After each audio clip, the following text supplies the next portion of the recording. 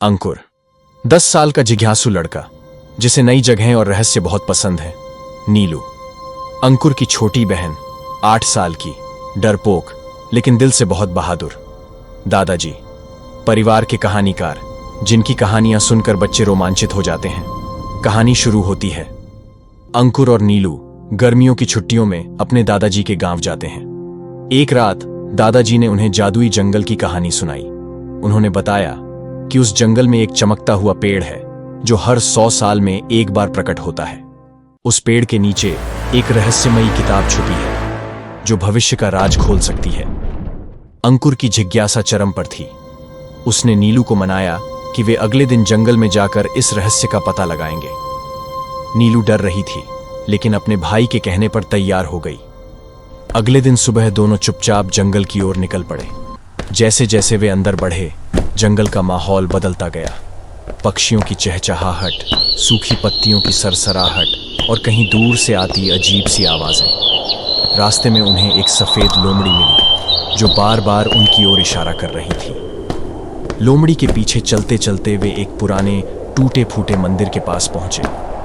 वहां उन्होंने एक पुराने पत्थर पर खुदा हुआ संदेश पढ़ा, सच्चे दिल वाले ही चमकते पेड़ को देख सकते हैं। रात होते ही जंगल के एक कोने में हल्की सी रोशनी दिखाई दी।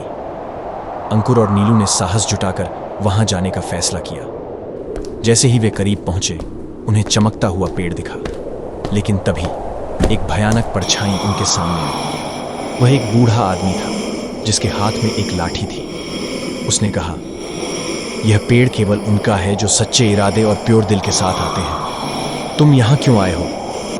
अंकुर ने पूरी ईमानदारी से कहा, हम जानना चाहते हैं कि यह किताब क्यों खास है। नीलू ने डरते हुए कहा, हम किसी को नुकसान नहीं पहुंचाएंगे।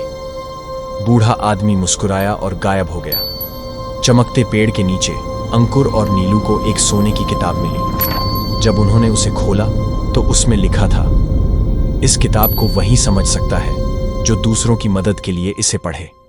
तभी किताब के पन्नों पर एक गांव का दृश्य उभरा जहां लोगों को पानी की समस्या थी। किताब ने उन्हें दिखाया कि गांव के पास एक पानी का स्रोत छुपा हुआ है। अंकुर और नीलू ने गांव लौटकर दादाजी को सब कुछ बताया।